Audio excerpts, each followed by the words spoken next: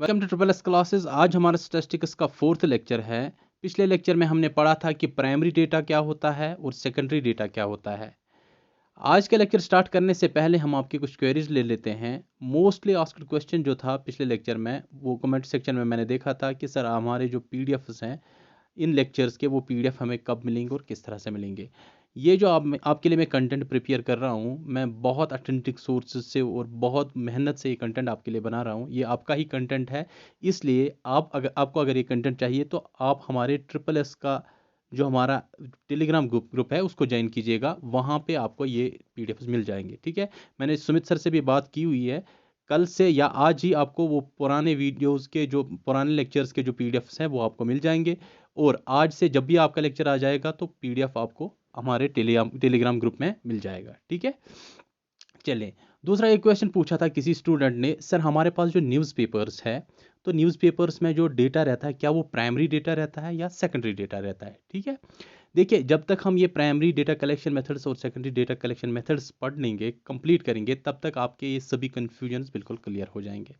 हमारे पास जो न्यूज़पेपर है, हमारे न्यूज़पेपर में कुछ ऐसी हमारे मैंने वहाँ पे प्राइमरी डेटा कलेक्शन मेथड्स में एक टर्म आपको पढ़ाई थी, लोकल कॉरस्पॉन्डेंट्स। लोकल कॉरस्पॉन्डेंट्स, ठीक है। हर न्यूज़पेपर के या हर न्यूज़ चैनल के कुछ लोकल कॉरस्पॉन्डेंट्स होते हैं जो उनको वहाँ के न्यूज़ देते हैं, लोकली न्यूज़ देते हैं, ठीक है। फॉर एग्जांपल, कहीं पे भी कोई घटना घट जाती है तो वहाँ के लोकल कॉरस्पॉन्डेंट्स जो है वो स्टोरी देते हैं अपने न्यूज़पेपर में, जिस न्यूज़पेपर के वो लोकल कॉरस्पॉन्डेंट्स होते हैं, ठीक है। और ये जो स्टोरी होते हैं न्यूज़पेपर में, इसे हम कहेंगे प्राइमरी डेटा, क्योंकि ये न्यूज़पेपर के अपने लोकल कॉरस्पॉन्डेंट ने ये न्यूज़ दी है, तो पहली बार ये कलेक्ट की गई है, इसलिए इसको कहते हैं प्राइमरी डेटा। लेकिन न्यूज़पेपर्स में कुछ ऐसी भी चीज़ें होती हैं, फॉर एग्जांपल किसी ने कोई आर्टिकल लिख दिया, किसी कॉलमनिस्ट ने कोई कॉलम लिख दिया, तो उस कॉलम में वो बहुत सारी चीज़ों को मेंशन करता है, उधर इधर से उठा के चीज़ों को यहाँ पे एक कंबाइन करके, एक कंपाइल करके आप एक आर्टिकल यहाँ पब्लिश हो जाता है उसका न्यूज़पेपर में। तो ये जो डेटा है यहाँ पे, ये प्राइमरी नहीं बल्कि सेकेंडरी डेटा है, ठीक है। इसलिए आपका जो न्यूज़पेपर है, it's mix up both primary as well as secondary data, ठीक है। दूसरा क्वेश्चन ये पूछा गया था कि सर हमारे पास, आपने बोला कि सेंसस जो है, सेंसस तो प्राइमरी डेटा है, आप कैसे कह सकते हैं ये सेकेंडरी डेटा है। देख लीजिए, मैंने जब आपसे कहा था ये जो हमारे पास सेंसस होता है, गवर्नमेंट सेंसस, सेंसस हम एक मेथड को एक्चुअली कहते हैं जिसमें हम पूरी यूनिवर्स को, यानी कि पूरी पॉपुलेशन का हम एनालिसिस करते हैं, उसे हम सेंसस मेथड कहते हैं। लेकिन हम यहाँ सेंसस इसको भी कहते हैं, जब पूरी पॉपुलेशन का एनालिसिस गवर्नमेंट करता है उसे हम सेंसस कहते हैं। ये जब सेंसस जो डेटा में जो डेटा मिल जाता है, ये गवर्नमेंट के लिए है प्राइमरी डेटा, ठीक है, क्योंकि ये कंडक्ट करवाता है गवर्नमेंट, तो गवर्नमेंट के लिए प्राइमरी डेटा है। लेकिन अगर आप इस सेंसस को यूज़ करेंगे अपने रिसर्च पर्पस के लिए, इसमें से कुछ चीज़ों को यूज़ करेंगे, तो आपके लिए ये बन जाता है सेकेंडरी डेटा। क्लियर गाइज, ठीक है। तो आपके लिए बन जाता है सेकेंडरी डेटा और गवर्नमेंट के लिए ये बन जाता है प्राइमरी डेटा। जिस तरह से मैंने आपको बताया कि हॉस्पिटल में जो डेटा कलेक्ट किया जाता है, वो हॉस्पिटल के लिए बजाते खुद प्राइमरी डेटा बन जाता है, ठीक है। लेकिन आप अगर उस डेटा को यूज़ करेंगे तो आपके लिए वो सेकेंडरी डेटा बन जाता है। किसी का प्राइमरी डेटा दूसरे के लिए सेकेंडरी डेटा बन सकता है, ठीक है। इन चीज़ों का आप ख्याल रखिएगा यहाँ पे। चलिए, ये थी कुछ क्वेरीज जो स्टूडेंट्स ने पूछी थी। और स्टूडेंट्स ने ये पूछा था कि सर हम आप जो पढ़ाते हैं क्या ये काफ़ी है एग्जाम पॉइंट ऑफ व्यू से। देख लीजिए, मैं जो आपके लिए मटेरियल लेके आ जाता हूँ, मैं जो आपके लिए कंटेंट लेके आ रहा हूँ, पीए में जब मैंने पढ़ाए थे प्राइमरी डेटा कलेक्शन मेथड्स, तो मैंने primary data collection and methods 1 या 2 लेक्चर में कंप्लीट किया था। लेकिन इसमें मैं बहुत थरोली आपको पढ़ा रहा हूँ, क्योंकि एफएए में जो आपकी स्टेटिस्टिक्स की वेटेज है मार्क्स की, वो 5 से बढ़ाकर 10 कर दिया गया है, ठीक है। तो इसमें चांसेस जो है वो कहीं से भी क्वेश्चंस पूछने के चांसेस इसमें बहुत ज़्यादा बनते हैं, ठीक है। इसलिए आप बिल्कुल ना घबराएं। और बुक्स वगैरह जो आप मुझसे पूछ रहे हैं कि कहाँ से कौन सी बुक पढ़ें, अभी तक मुझे मार्केट में कोई ऐसी बुक नहीं लगी जिसमें कंटेंट जो है आउट ऑफ बॉक्स है। तो जब मुझे लगेगी कि कोई बुक है जो जिससे आपको फ़ायदा हो सकता है, बिल्कुल मैं आपको रिकमेंड करूँगा उस टाइम। तब तक आप मेरे लेक्चर्स को थॉरली रीड कर लीजिएगा, इनको अच्छी तरह से रिवाइज कर लीजिएगा, और अपने नोट्स भी आप साथ साथ तैयार कीजिएगा। शॉर्टकट नोट्स अगर आप बना लेंगे अपने लिए, तो रिवीजन करते समय आपको वो बहुत फ़ायदा देंगे, ठीक है। चलिए, आज का लेक्चर स्टार्ट करते हैं। आज हम पढ़ेंगे प्राइमरी डेटा कलेक्शन मेथड्स जो हमारे पास हैं। उसमें से पहला जो हमारे पास प्राइमरी डेटा कलेक्शन मेथड है वो है एक्सपेरिमेंट मेथड। एक्सपेरिमेंट से आपको पता चल सकता है कि एक साइंटिफिक मेथड है, ठीक है। साइंटिफिक मेथड जब जैसे हम कोई हमारे पास कोई साइंस लेबोरेटरी होती है, वहाँ पे जो हम ऑब्जर्वेशंस करते हैं, जो हम एक्सपेरिमेंट करते हैं, उससे जो हमें डेटा कलेक्ट हो जाता है, उससे हम कहते हैं एक्सपेरिमेंट मेथड। फॉर एग्जांपल, यहाँ पे हमारे पास अगर केमिस्ट्री लैब की बात की जाए तो हमारे पास दो रिएक्टेंट्स होते हैं, रिएक्टेंट 1 और रिएक्टेंट 2, और जब हम इनको मिलाते हैं हमारे पास एक प्रोडक्ट बन जाता है। ठीक है, तो कुछ कंट्रोल्ड कंडीशंस में ये सब होता है। ठीक है, लेबोरेटरी में कुछ कंट्रोल्ड कंडीशन, इसकी क्वांटिटी कितनी होनी चाहिए, इसकी क्वांटिटी कितनी होनी चाहिए, तब जाके ये प्रोडक्ट हमारे पास बन के आ जाता है। ठीक है, तो वहाँ पे जब किसी खास प्लेस पे कंट्रोल्ड कंडीशन में कोई डेटा कलेक्ट किया जाता है, उससे हम कहते हैं एक्सपेरिमेंट मेथड। ठीक है, क्लियर गाइज? तो डेफिनेशन क्या है एक्सपेरिमेंट मेथड की? It involves manipulating one variable to determine if the changes in one variable cause the changes in another variable. ठीक है, हमारे पास यहाँ पे एक से ज़्यादा वेरिएबल होते हैं, जैसे मैंने अभी बात की रिएक्टेंट 1 और रिएक्टेंट 2, हमारे पास दो सबस्टेंसेस होते हैं। इन दो सबस्टेंसेस को हम लेबोरेटरी में मिला के हमारे पास एक प्रोडक्ट बन जाता है। तो हम देखते हैं इसकी क्वांटिटी हम कितनी बढ़ाते हैं और इसकी क्वांटिटी हम कितनी बढ़ाते हैं, तब जाके हमारे पास जो प्रोडक्ट है वो फाइनल प्रोडक्ट बन जाएगा। या अगर हम इस क्वांटिटी में कुछ चेंज, इस रिएक्टेंट में कुछ चेंज करते हैं, तो सेकंड रिएक्टेंट पे क्या असर पड़ता है और प्रोडक्ट पे क्या असर पड़ता है। ठीक है, तो इसी को हम कहते हैं एक्सपेरिमेंट मेथड, जिसमें हम एक वेरिएबल को तो चेंज करते हैं, तो हम देखते हैं दूसरे वेरिएबल पे क्या चेंज आ जाती है, उसे हम कहते हैं एक्सपेरिमेंट मेथड। मैंने पहले ही कहा ये साइंटिफिक मेथड है, जो एक कंट्रोल्ड कंडीशन में डेटा इसमें कलेक्ट किया जाता है। क्लियर?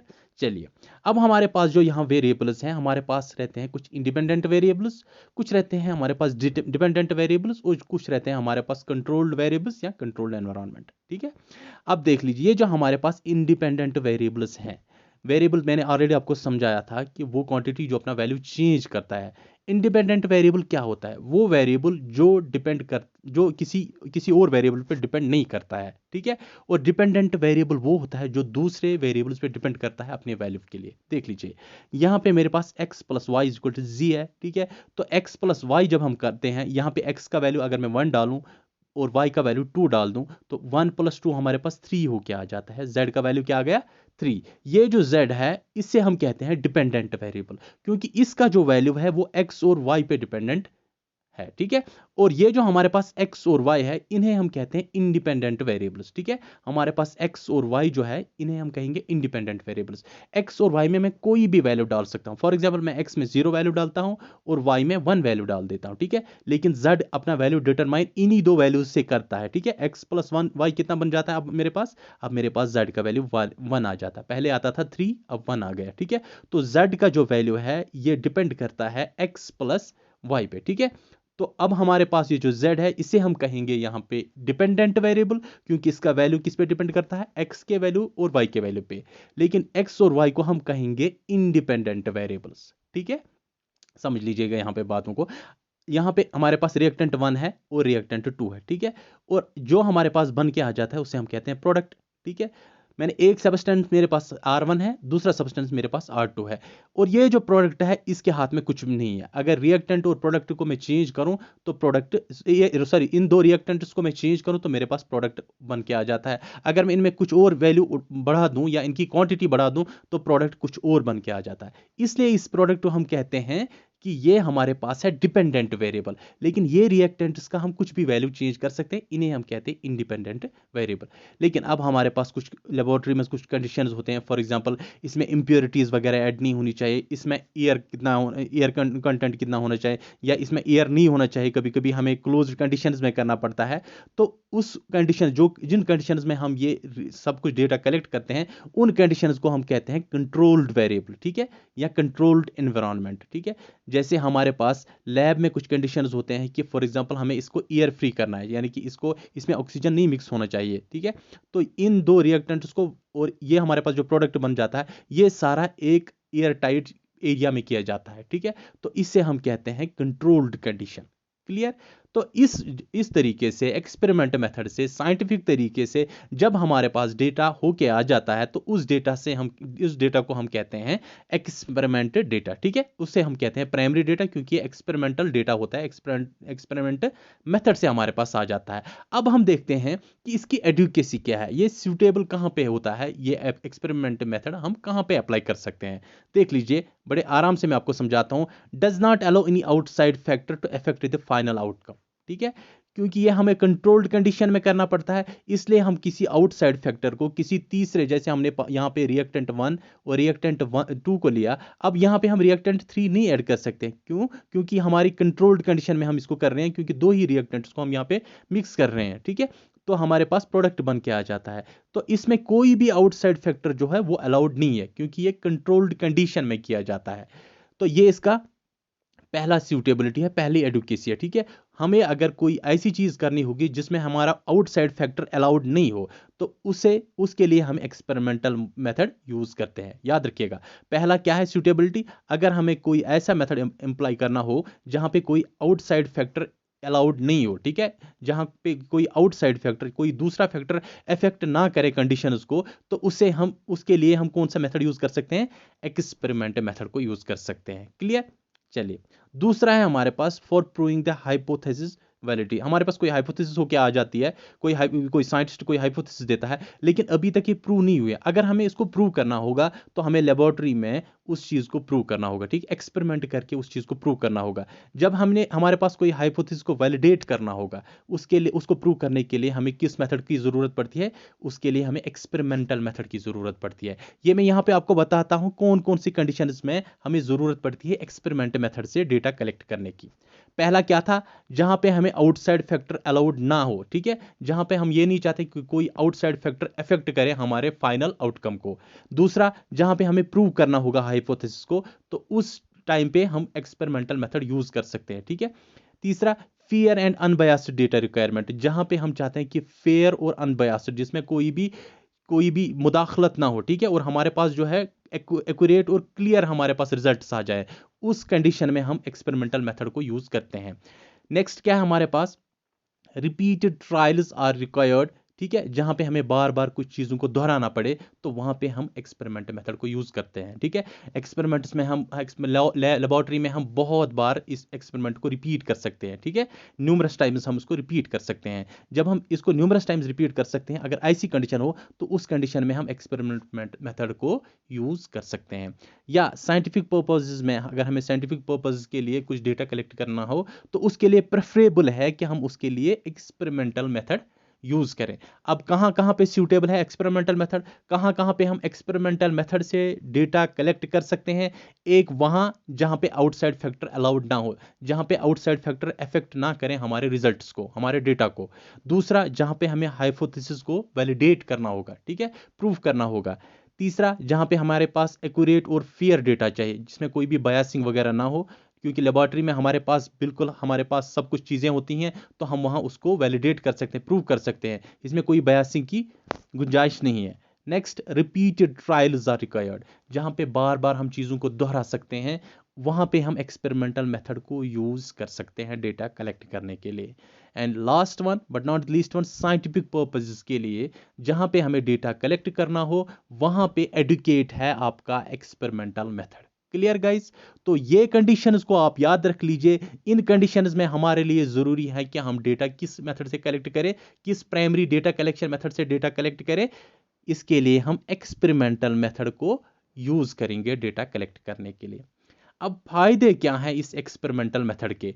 हमारे पास जो एक्सपेरिमेंटल मेथड से डेटा कलेक्ट होके आ जाता है, उसके फायदे क्या है? सबसे पहला मेरिट जो ये है, वो है प्रोमिसेस मोर एक्यूरेसी। मैंने पहले ही बताया कि इसमें कंट्रोल्ड कंडीशंस में डेटा कलेक्ट किया जाता है। जब हम एक्सपेरिमेंट करते हैं, हमें पता है हमने कौन सा रिएक्टेंट, कौन सा सब्सटेंस कितनी क्वांटिटी में मिलाया, तो यहाँ पे जो रिजल्ट्स होते हैं वो बिल्कुल एक्यूरेट होते हैं। इसलिए हम इस मेथड को प्रेफर करते हैं। किस मेथड को? एक्सपेरिमेंट मेथड को। नेक्स्ट है reliable data is collected and bias free. मैंने पहले भी आपको बताया था कि यहाँ पे फॉल्ट टॉलरेंट डेटा होता है। अगर हमें लगता है कि हमारे पास जो डेटा आ गया, इसमें कोई शक लगता है, हमें इसमें कोई प्रॉब्लम लगता है या डाउट लगता है, उस कंडीशन में हम एक्सपेरिमेंट को रिपीट कर सकते हैं, ठीक है। इसलिए हमारे पास यहाँ पे जो डेटा रहता है वो फॉल्ट टॉलरेंट डेटा रहता है, उसमें कोई शक की गुंजाइश नहीं रहती है। Next, used in heterogeneous varied factors, ठीक है, जहां पे हमारे पास एक से ज्यादा फैक्टर्स इफेक्ट करते हो वहां पे हम यूज करते हैं एक्सपेरिमेंट मेथड। मैंने आपको पहले ही बताया हमारे पास यहाँ मोर देन वन वेरिएबल्स होते हैं, जैसे हमारे पास 2 रिएक्टेंट्स भी हो सकते हैं, 3 रिएक्टेंट्स भी हो सकते हैं, या 3 से ज्यादा भी हो सकते हैं, ठीक है, जहां पे हमारे पास हेटेरोजेनियस या वेरियस फैक्टर्स होते हैं। उन फैक्टर्स को एनालाइज करने के लिए हम एक्सपेरिमेंट मेथड को यूज करते हैं, और ये इसका बहुत बड़ा फायदा है। अगर हमारे पास हेटेरोजेनियस यानी कि बहुत सारे फैक्टर्स है तो हम लेबोरेटरी में इस चीज को एक्सपेरिमेंट के थ्रू यूज कर सकते हैं और डेटा कलेक्ट कर सकते हैं। Clear guys? चलिए, नेक्स्ट है हमारे पास unique ability to isolate causal factors highly controllable. अगर हमने यहां पे आइसोलेट करना होगा, ठीक है, इसमें ये एक बेहतरीन तरीका है, आइसोलेट करना है कॉजल फैक्टर्स को। कैसे आइसोलेट करेंगे? फॉर एग्जांपल मेरे पास 2 रिएक्टेंट्स है, ठीक है, मेरे पास ये 2 रिएक्टेंट्स मिला के एक प्रोडक्ट बन जाता है, ठीक है। मुझे ये देखना है कि अगर मैं इस रिएक्टेंट को कम कर लूं और इस रिएक्टेंट का क्वांटिटी बढ़ा लूं तो मेरे प्रोडक्ट में क्या फर्क आ जाएगी, ठीक है। तो यहां मैं आइसोलेट करके अलग अलग करके इन रिएक्टेंट्स को एनालाइज कर सकता हूं, इन फैक्टर्स को एनालाइज कर सकता हूं, क्योंकि ये हाईली कंट्रोलेबल होती है। अगर मुझे ऐसी चीजें चाहिए तो मैं एक्सपेरिमेंटल मेथड को यूज करता हूं। ये इसका सबसे बड़ा फायदा है, क्योंकि ये कॉजल फैक्टर्स जिसकी वजह से जिस कॉज की वजह से कोई प्रोडक्ट बन जाता है, तो उनको मैं अलग अलग तरीके से रीड कर सकता हूं, उनको अलग अलग तरीके से मैं पढ़ सकता हूं, उनको अलग अलग तरीके से एनालाइज कर सकता हूं। तो इसके लिए बहुत फायदेमंद रहता है मेरा एक्सपेरिमेंटल मेथड। क्लियर? चलिए, अब इसके नुकसानात क्या है? अगर हमारे पास एक्सपेरिमेंटल मेथड है, हमने देखा कहां कहां पे हम यूज कर सकते हैं, इसके फायदे क्या क्या है, लेकिन इसके कुछ नुकसानात भी हो सकते हैं। हम देखेंगे इसके डिमेरिट्स क्या है, ठीक है। चलिए, हमारा पहला डिमेरिट है एक्सपेरिमेंटल मेथड का, results are valid in controlled condition only. जब आपने लेबोरेटरी में कोई एक्सपेरिमेंट किया, आपके पास जो सब्सटेंस है, अगर आप किसी दूसरी जगह पे जाते हैं तो वहां पे अगर वो कंट्रोलेबल कंडीशन ना हो, आपने जिस टेम्परेचर पे वो प्रोडक्ट्स बना लिए, आपने जिस कंडीशंस में जिस कैटलिस्ट के थ्रू वो प्रोडक्ट्स बना लिए, अगर आपके पास ये कंट्रोल्ड कंडीशन ना हो, अगर आप किसी और जगह पे ये एक्सपेरिमेंट करते हैं, तो आपको ये वो रिजल्ट्स हासिल नहीं होंगे, ठीक है। ये इसका सबसे बड़ा डिमेरिट है, ठीक है। Next, costly. तो ये बहुत महंगा पड़ता है, क्योंकि हम अगर लेबोरेटरी लॉन्च करते हैं, किसी लेबोरेटरी स्टार्ट करते हैं किसी एक्सपेरिमेंट को करने के लिए, उसमें इक्विपमेंट्स हमें चाहिए, उसमें बहुत सारी चीज़ों की ज़रूरत पड़ती है, इसलिए ये बहुत कॉस्टली पड़ता है हमें, ठीक है। इसके लिए मैन पावर की ज़रूरत होती है, इसके लिए टाइम की ज़रूरत पड़ती है। Suitable for simple and limited scope problems. तो ये कहाँ कहाँ पे सूटेबल रहता है? जहाँ पे हमें छोटी सी कोई एक्सपेरिमेंट करना हो या छोटी सी कोई प्रॉब्लम ढूंढनी हो, उसके लिए सूटेबल है। बहुत बड़ी प्रॉब्लम्स के, फॉर एग्जांपल हमें सेंसस करना होगा, हमें बहुत सारे लोगों से डेटा कलेक्ट करना होगा, उसके लिए ये एक्सपेरिमेंटल मेथड जो है ये वैलिड नहीं है। ये छोटी छोटी प्रॉब्लम्स को, जहाँ पे हमें प्रोडक्ट देखना होगा, 2 रिएक्टेंट्स क्या क्या हो, या अगर हम कुछ और कंडीशंस में एक्सपेरिमेंट करते हैं, तो उन छोटी छोटी प्रॉब्लम्स के लिए ये वैलिड है, ठीक है। बड़ी प्रॉब्लम्स के लिए हम एक्सपेरिमेंटल मेथड यूज नहीं करते हैं। नेक्स्ट, जो मैंने ऑलरेडी बताया कि ये टाइम कंज्यूमिंग बहुत ज़्यादा है, ठीक है। ये हैं कुछ डिमेरिट्स। एक तो ये रिजल्ट्स हमारे पास जो मिलते हैं वो खाली कंट्रोल्ड कंडीशंस में मिलते हैं, अगर हम कंट्रोल्ड कंडीशन से बाहर जाएं तो ये रिजल्ट्स हमें हासिल नहीं होंगे। दूसरा ये है बहुत कॉस्टली। तीसरा है कि ये सूटेबल है सिर्फ छोटी छोटी प्रॉब्लम्स के लिए, बड़ी प्रॉब्लम्स के लिए सूटेबल नहीं है। और सबसे लास्ट में जो ये है कि ये टाइम कंज्यूमिंग है, कभी कभी बहुत बार एक्सपेरिमेंट रिपीट करने के बाद भी हमें रिजल्ट्स नहीं मिलते हैं, इसलिए ये इसका बहुत बड़ा डिमेरिट है। ये थे कुछ सूटेबिलिटी यानी कि एडवोकेसी कहाँ कहाँ पे हम यूज़ करते हैं एक्सपेरिमेंटल मेथड को। उसके बाद हमने पढ़ा कि मेरिट्स क्या क्या हैं एक्सपेरिमेंटल मेथड के, और फाइनल में हमने पढ़ा कि डिमेरिट्स क्या है एक्सपेरिमेंटल मेथड के। कहीं से भी क्वेश्चन पूछा जा सकता है। जब हम इसके लिए एमसीक्यू सीरीज लेके आ जाएंगे तो अब मैं आपको बताऊंगा कि किस तरह से क्वेश्चन पूछे जाते हैं। चलिए, दूसरा है हमारे पास इंटरव्यू मेथड। इंटरव्यू मेथड जो हमारे पास है ये भी प्राइमरी डेटा कलेक्शन मेथड है। हम इसको कभी कभी ऑरल और वर्बल स्टिमुलाई भी कहते हैं। क्लियर? हमारे पास जो इंटरव्यू मेथड्स है, देख लीजिए, ये जो इंटरव्यू जिसका हो रहा है उससे हम कहते हैं इंटरव्यूवी, ठीक है, इंटरव्यूवी, WE, इंटरव्यूवी, ठीक है। जो इंटरव्यू कर रहे हैं उससे हम कहते हैं इंटरव्यूअर, इंटरव्यूअर, ठीक है। इंटरव्यूअर वो होता है जो इंटरव्यू कर रहा है, किसी का इंटरव्यू ले रहा है, और जिसका इंटरव्यू हो रहा है उसे हम कहते हैं इंटरव्यूवी, ठीक है। ये इंटरव्यूअर अकेला भी हो सकता है और ये पूरा टीम भी हो सकता है, टीम ऑफ इंटरव्यूअर्स, जिसे हम पैनल भी कभी कभी कहते हैं। लेकिन ये इंटरव्यूवी जो होता है इसको हम कभी कभी रेस्पोंडेंट भी कहते हैं। मैंने आपको पहले ही समझाया था, हमारे पास तीन चीजें होते हैं। एक रहता है इन्वेस्टिगेटर, जिसको डेटा चाहिए, ठीक है, जो रिसर्च कर रहा है, और दूसरा रहता है हमारे पास जिससे हम डेटा हासिल कर रहे हैं, जिसे हम रेस्पोंडेंट कहते हैं, ठीक है, रेस्पोंडेंट, या इसे हम इंफॉर्मेंट भी कहते हैं, ठीक। अच्छा, अब हमारे पास यहां इंटरव्यू मेथड में हमारे पास जो इंटरव्यूअर है, ठीक है, वो हमारे लिए है इन्वेस्टिगेटर, और जिसका इंटरव्यू हो रहा है वो हमारे लिए है रेस्पोंडेंट। क्लियर? इसे क्या क्या कहते हैं, कभी कभी हम इसको कहते हैं ऑरल और वर्बल स्टिमुलाई। हमारे पास दो तरीके के इंटरव्यूज है, एक है हमारे पास डायरेक्ट इंटरव्यू, दूसरा रहता है हमारे पास इनडायरेक्ट इंटरव्यू। डायरेक्ट इंटरव्यू क्या होता है? डायरेक्ट इंटरव्यू वो होता है जिसमें डायरेक्टली जिस रेस्पोंडेंट से आपने कुछ डेटा हासिल करना हो, डायरेक्टली आप उसके पास जाके उससे क्वेश्चंस पूछते हैं, उससे इन्वेस्टिगेट करते हैं, आपको डेटा मिल जाता है, ठीक है। लेकिन कभी कभी वो जो बंदा होता है जिससे हमने इंटरव्यू करना होता है, जिससे हमने डेटा हासिल करना होता है, वो वहाँ पे मौजूद नहीं होता है, या फॉर एग्जांपल हमें किसी शख्सियत के बारे में जानना होता है कुछ, वो शख्सियत की डेथ हो चुकी है, लेकिन अब हम डायरेक्टली उस बंदे से इंटरव्यू नहीं कर सकते हैं। अब हम क्या करते हैं, उसके उसके आसपास वाले जो उसके जो नेबर्स वगैरह हैं, पड़ोसी जो उसके रहते हैं, उनमें से कुछ लोगों के इसके बारे में पूछ लेते हैं, ठीक है। उससे हम कहते हैं indirect interview. Clear? Direct interview वो इंटरव्यू होता है जिसमें हम डायरेक्टली जिस रिस्पोंडेंट से हमें डेटा लेना होता है, हम डायरेक्टली उसको इंटरव्यू करके उससे डेटा कलेक्ट करते हैं। लेकिन कभी कभार वो मौजूद नहीं होता है, तो हम क्या करते हैं, उसके अड़ोस पड़ोस वालों से, उसके नेबर्स वगैरह से हम इंटरव्यू करके उनसे क्वेश्चंस पूछ के हम उनसे डेटा कलेक्ट करते हैं, उससे हम कहते हैं इनडायरेक्ट इंटरव्यू। क्लियर? आज हम पढ़ेंगे डायरेक्ट इंटरव्यू के बारे में। मैंने आपको बताया कि डायरेक्ट इंटरव्यू क्या होता है। Investigator directly contact the respondent. मैंने डायरेक्टली बोला पहले, ये इन्वेस्टिगेटर जो होता है, ये डायरेक्टली किससे क्वेश्चंस पूछता है? ये रेस्पोंडेंट से क्वेश्चंस पूछता है, ठीक है। रेस्पोंडेंट को कभी कभी इंफॉर्मेंट भी कहते हैं, ठीक है। ये इन्वेस्टिगेटर जो है ये यहां पे इंटरव्यूअर है, और ये जो रेस्पोंडेंट है ये यहां पे इंटरव्यूवी है। अच्छा, अब ये जो डायरेक्ट इंटरव्यू है जिसमें डायरेक्टली पूछते हैं हम रेस्पोंडेंट से क्वेश्चन, इसके एडुकेसी कहाँ, यानी कि ये कहाँ कहाँ पे यूज हो जाता है, कहाँ कहाँ पे सूटेबल है ये मेथड प्राइमरी डेटा कलेक्ट करने के लिए। First, field of investigation is very small. जहां पे हमारे पास फील्ड ऑफ इन्वेस्टिगेशन बहुत कम है, फॉर एग्जांपल अगर हमने 20 बंदों का इंटरव्यू लेना है तो ये हमारे लिए इजी है, ठीक है। तो यहां पे हम डायरेक्ट इंटरव्यू मेथड यूज कर सकते हैं। लेकिन फॉर एग्जांपल हमें 5000 बंदों का इंटरव्यू लेना है, तो ये बहुत हेक्टिक है, टाइम कंज्यूमिंग है, इसमें पैसे भी बहुत लगेंगे, ठीक है, और बहुत ज़्यादा मुश्किल भी हो जाएगा। तो यहाँ पे डायरेक्ट इंटरव्यू पॉसिबल नहीं है। इसलिए मैंने पहली जो इसकी एडुकेसी बताई, पहली सूटेबिलिटी इसकी ये बताई कि field of investigation is very small. जहाँ पे कम लोगों को हमें इंटरव्यू करना होगा, तो वहाँ पे हम डायरेक्ट इंटरव्यू मेथड यूज करते हैं। Next, secret is to be kept.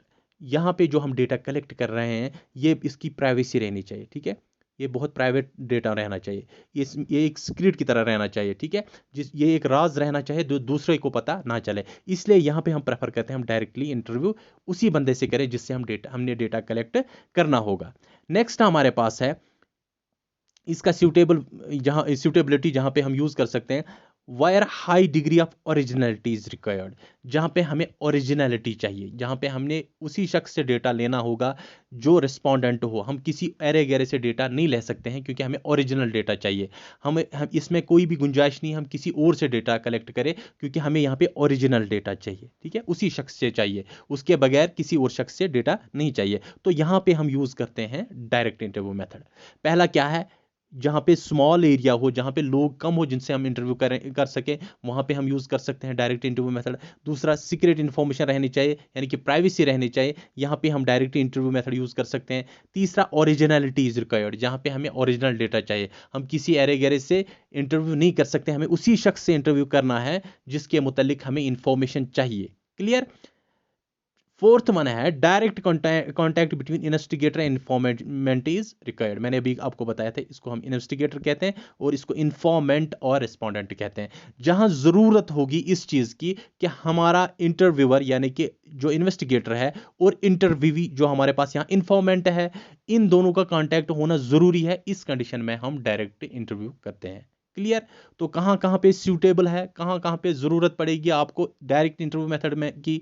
सबसे पहले कि स्मॉल एरिया होना चाहिए, यानी कि जिनको हम इन्वेस्टिगेट करें, जिनको हम इंटरव्यू करें, वो लोग कम होने चाहिए। Second, secret information, secret is to be kept, जहाँ पे हमारा जो डेटा है वो प्राइवेट रहना चाहिए, किसी और को पता नहीं चलना चाहिए, वहाँ पे हम डायरेक्ट इंटरव्यू करते हैं। तीसरा, high degree of originality is required, जहाँ पे हमें हाई डिग्री ऑफ ओरिजिनलिटी चाहिए, जहाँ पे हमें डेटा ओरिजिनल चाहिए, हम डायरेक्टली उसी रेस्पॉन्डेंट से हमें डेटा चाहिए, किसी और से डेटा नहीं चाहिए। Direct contact between investigator and informant is required, जहाँ पे इस चीज़ की ज़रूरत हो कि इन्वेस्टिगेटर और इन्फॉर्मेंट, ठीक है, जो जिसको डेटा चाहिए और जो डेटा दे रहा है, इन दोनों का कांटेक्ट में आना बहुत ज़रूरी है। वहां पे भी हम यूज़ करते हैं direct interview method. Clear guys? चलिए अब हम आते हैं मेरिट्स क्या है डायरेक्ट इंटरव्यू मेथड के। सबसे पहले ओरिजिनल डेटा इज कलेक्टेड, मैंने आपको पहले ही बताया, इसमें डायरेक्ट कांटेक्ट होता है बिटवीन इंटरव्यूअर एंड इंटरव्यूवी। इंटरव्यूअर कौन होता है? इन्वेस्टिगेटर यानी कि रिसर्चर, ठीक है, इन्वेस्टिगेटर। और डेटा किससे कलेक्ट किया जाता है? रेस्पोंडेंट से, जो हमारे पास यहाँ इंटरव्यूवी होता है, ठीक है। तो इन दो के दरमियान जो डेटा कलेक्ट हो जाता है वो ओरिजिनल डेटा होता है। तो पहला मेरिट क्या है कि ये जो डेटा हमारे पास आ जाता है ये ओरिजिनल डेटा होता है। Second, accuracy as data is personally collected, ये डेटा बहुत एक्यूरेट होता है क्योंकि ये पर्सनली इन्वेस्टिगेटर रिसर्चर खुद डेटा कलेक्ट करता है, इसलिए ये डेटा एक्यूरेट डेटा होता है। क्लियर? तीसरा मेरिट क्या है? कंपैरेटिव स्टडी इज पॉसिबल, ठीक है। अगर मैं फॉर एग्जांपल दो से ज्यादा लोगों से मैं इंटरव्यू कर रहा हूं, मैंने 3-4 लोगों से इंटरव्यू किया फॉर एग्जांपल, तो 4 लोगों से मुझे अलग अलग डेटा जो कलेक्ट हुआ मैं उसको कंपेयर कर सकता हूं उस डेटा को, ठीक है। तो यहां पे कंपैरेटिव स्टडी हम कर सकते हैं, ठीक है।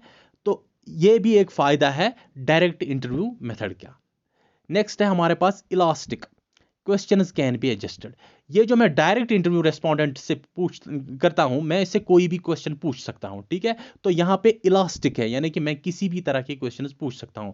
हालांकि जरूरी है, मैं आपको कुछ कंडीशंस बताता हूं कि इंटरव्यू में क्या क्या एटिकेट्स होने चाहिए, इंटरव्यू के क्या क्या एटिकेट्स होने चाहिए। मैंने एचआर डिपार्टमेंट के साथ रिक्रूटमेंट पैनल में मैं वीकेंड्स में रहता हूं, मुझे पता है इसके क्या क्या एटिकेट्स रहते हैं। तो लेकिन एक चीज़ है, यहाँ पे आप अगर पर्सनल ना जाएं तो कुछ और क्वेश्चंस भी पूछ सकते हैं। फॉर एग्जांपल आपको 5 क्वेश्चंस पूछने थे, आप इसमें 7 क्वेश्चंस भी पूछ सकते हैं, ठीक है। कुछ और डेटा निकालने के लिए उसको आप कुछ और क्वेश्चंस भी पूछ सकते हैं। तो ये इलास्टिक रहती है, यहाँ पे ये इलास्टिक रहता है, यही गुंजाइश रहती है यहाँ पे डायरेक्ट इंटरव्यू मेथड में, ठीक है। क्लियर? ये है मेरिट्स हमारे डायरेक्ट इंटरव्यू मेथड के। सबसे पहले original data is collected, second one is accuracy, ठीक है, इसमें एक्यूरेसी बहुत रहती है क्योंकि डेटा पर्सनली कलेक्ट किया जाता है। Third one is comparative study is possible, when I am interviewing more than 2 people I can compare the responses from all the respondents and I can compare all the responses. Okay, next is elastic, questions can be adjusted. तो यहाँ पे हमारे पास गुंजाइश रहते हैं, हम कुछ और क्वेश्चंस भी पूछ सकते हैं या किसी और फील्ड के बारे में भी क्वेश्चंस पूछ सकते हैं। ये इलास्टिक रहता है, ठीक है, एडजस्टेबल रहता है। So you can ask the questions regarding anything but the question should not be personal. There are some etiquettes, interview etiquettes, I will tell all those etiquettes in the next lecture also. चलिए next है हमारे पास इसके demerits क्या है। अब जो हम direct interview कर रहे हैं इसके नुकसानात क्या है, ठीक है। सबसे पहला नुकसान यह है कॉस्टली है एंड टाइम कंज्यूमिंग है। मैंने पहले बताया यहाँ पे आपको हर एक रेस्पोंडेंट के पास खुद जाना पड़ेगा, ठीक है, और उसके लिए आपको टाइम निकालना पड़ेगा। फॉर एग्जाम्पल वो जो शख्स है जिससे आपने इंटरव्यू करना है वो कहीं दूर रह रहा है, ठीक है, हज़ारों किलोमीटर दूर, आपको वहां जाके उसे directly face to face interview करना होगा। तो ये तो कॉस्टली भी पड़ेगा आपको और उसमें आपका टाइम भी जाएगा, ठीक है। तो पहला डिमेरिट ये है, it is costly and it's time consuming. Next, it's not suitable for wide area. अगर मैंने पहले ही बताया, अगर हमारे पास बहुत सारे लोग होंगे तो यहाँ पे सूटेबल नहीं है कि आप यहाँ पे डायरेक्ट इंटरव्यू मेथड यूज़ करें। फॉर एग्जाम्पल हमारे पास 5,000 लोग हैं या 10,000 लोग हैं, तो यहाँ पे आप डायरेक्ट इंटरव्यू मेथड यूज़ नहीं कर सकते। ये इसका दूसरा डिमेरिट है। तीसरा है training and skill is required. जो इंटरव्यू कर रहा है वो बंदे में ट्रेनिंग होनी चाहिए, उसको स्किल होना चाहिए कि इंटरव्यू कैसे कंडक्ट किया जाता है, उसको पता होना चाहिए कि इंटरव्यू एटिकेट्स क्या होते हैं, वो कहीं पर्सनल ना जाए, ठीक है, वो पर्सनल क्वेश्चंस ना पूछे या ऐसे क्वेश्चंस ना पूछे जिसकी वजह से रिस्पोंडेंट को जो है गुस्सा आ जाए, ठीक है। वो उसके लिए एक प्रॉपर ट्रेनिंग और प्रॉपर स्किल होनी चाहिए। तो इसके लिए हम किसी ऐरे गहरे बंदे को नहीं भेज सकते हैं, ठीक है। इसके लिए प्रॉपर ट्रेंड पर्सन होना चाहिए, ठीक है, स्किल्ड पर्सन होना चाहिए, जिसको पता हो कि इंटरव्यू कैसे करते हैं, कैसे क्वेश्चंस पूछे जा सकते हैं, ठीक है, पर्सनल क्वेश्चंस कैसे छोड़ देते हैं, ठीक है, पर्सनल नहीं जाते हैं। ये सभी ट्रेनिंग होनी चाहिए एक बंदे को, तब जाके वो इंटरव्यू डायरेक्ट इंटरव्यू कर सकता है, ठीक है। ये क्योंकि इसमें अब जो इसमें ट्रेनिंग का भी खर्चा आएगा और एक पर्सन को स्किल्ड बनाने के लिए भी खर्चा आ जाएगा, क्योंकि उसको पूरी ट्रेनिंग देनी है, उसके बाद ही वो बाहर फील्ड में रेस्पोंडेंट से इंटरव्यू करने जा सकता है। क्लियर। नेक्स्ट डीमेरिट जो इसका है, risk of personal Beas of investigator, ठीक है। तो इसमें पर्सनल बयास का जो खतरा रहता है इन्वेस्टिगेटर का, ठीक है। फॉर एग्जांपल जो इन्वेस्टिगेटर है या रिसर्चर है, वो अगर किसी अपने बंदे से इंटरव्यू कर रहा है, ठीक है, फॉर एग्जांपल वो किसी भी पार्टी का, फॉर एग्जांपल वो एनसी का बंदा है, ठीक है, ये जो इन्वेस्टिगेटर, ये जो रिसर्चर है, ये एनसी का बंदा है। अब वो अपने बंदे से इंटरव्यू कर रहा है, ठीक है, ये इसका अपना, ये भी एनसी का ही बंदा है, तो ये इससे इंटरव्यू कर रहा है। जब ये इससे इंटरव्यू कर रहा है, इसमें चांसेस है कि ये बायस्ड हो जाए, ये पार्शल हो जाए, ये इससे इजी क्वेश्चंस पूछे, ठीक है, या ऐसे क्वेश्चंस पूछे जो इसके फेवर में जाते हैं, जो एनसी के फेवर में जाता है, ठीक है। तो यहां पे पर्सनल बायस, मैंने पहले लिखा, यहां पे पर्सनल बायस के बहुत ज्यादा चांसेस है।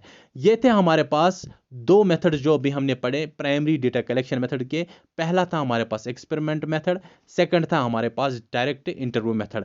इसलिए मैंने पिछली बार प्राइमरी डेटा कलेक्शन मेथड्स को एक ही दिन में कंप्लीट किया था, लेकिन इस बार इसकी वेटेज बढ़ा के 5 से 10 कर दिया गया है। इसलिए मैं इन मेथड्स को अच्छे से पढ़ाऊंगा, क्योंकि इसमें डायरेक्टली क्वेश्चनेयर का भी जिक्र किया गया है सिलेबस में, इसलिए उसको भी हमने अच्छी तरह से पढ़ना है, ठीक है।